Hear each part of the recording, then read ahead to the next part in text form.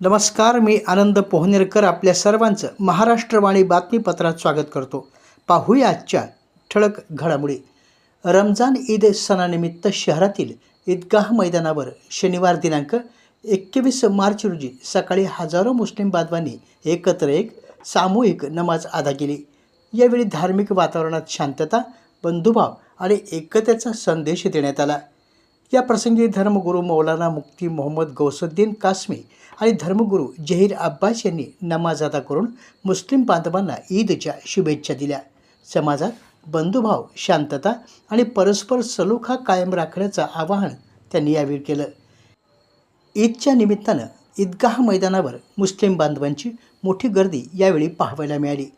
नमाज अदा केल्यानंतर उपस्थितांनी एकमेकांना आलिंगन देत ईदच्या शुभेच्छा दिल्या. यावेळी जिल्हाधिकारी संजय सिंह चव्हाण, पोलीस अधीक्षक रवींद्र सिंह परदेशी, खासदार संजय जाधव, महापौर सय्यद इक्बाल, उपमहापौर गणेश देशमुख, महानगरपालिका आयुक्त नितीन नार्वेकर, तहसीलदार डॉक्टर संदीप राजपुरे आदी पदाधिकारी उपस्थित होते. यावेळी महानगरपालिकेतील स्वच्छता कर्मचाऱ्यांचा महापौर सय्यद इक्बाल यांच्या हस्ते सत्कार करण्यात आला. यावेळी बोलताना जिल्हाधिकारी संजय सिंह चव्हाण यांनी मुस्लिम बांधवांना शुभेच्छा दिल्या. ते म्हणाले, जिसमें हिंदू मुस्लिम सब भाईचारे से यहाँ ईद मना रहे हैं.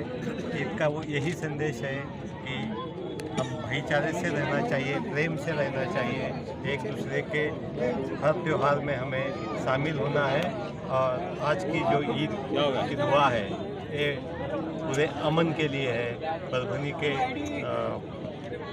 परभनी का जो भी विकास होने जा रहा है, परभनी में जो भी अच्छी चीज़ें हो रही है, उसके लिए आज जो भी दुआ किया वो तो हर इंसान के लिए कबूल है. ये दुआ परभनी शहर के लिए कबूल है. और अल्लाह ताला ने हम सबको यही आज का संदेश दिया है कि भाईचारे से रहो, प्रेम बांटो, आपस में कोई भी बैर मत रखो, प्यार से रहो तो ही हिंदुस्तान आगे जाएगा. यही आज के ईद का सबके लिए मेरे तरफ से यही मैसेज है कि हम प्यार से रहें, प्यार बांटते रहें. Thank you sir. दरवर्षी जगामध्ये 22 मार्च हा दिवस जागतिक जल दिन म्हणून साजरा करण्यात येतो.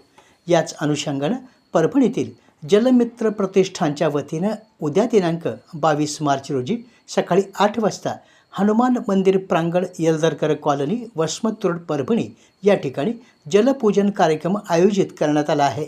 यावेळी IMA अध्यक्ष doctor Kalidas Chaudhari, doctor Sanjay Bangale, doctor Rahul Ambegaonkar, Subhash Jawale, Vilas Kausalikar, वैद्य गुरुदत्त चौधरी, ॲडव्होकेट ZR मुथा यांची उपस्थिती राहणार आहे.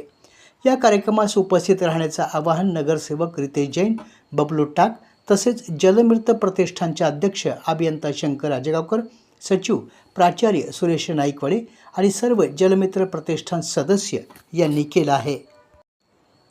हिंदू नववर्षाच्या निमित्तानं परभणीमध्ये सशक्त नारी सशक्त भारत या ध्येयानं प्रेरित होत हिंदू संस्कृती, परंपरा आणि महिलांच्या सशक्तीकरणासाठी दिनांक 23 मार्च सोमवारी सायंकाळी 5 वाजता परभणी शहरातील अक्षता मंगल कार्यालय येथे विख्यात हिंदुत्ववादी वक्त्या काजल हिंदुस्तानी यांचं प्रेरणादायी व्याख्यान आयोजित करण्यात आलं आहे. या कार्यक्रमास महिलांनी उपस्थित राहण्याचं आवाहन सकल हिंदू समाज परभणी यांनी केलं आहे. आपल्या जिल्ह्यातील अपडेट बातम्या पाहण्यासाठी आमच्या महाराष्ट्रवाणी या चॅनलला लाईक करा, सबस्क्राईब करा आणि शेअर करा. धन्यवाद.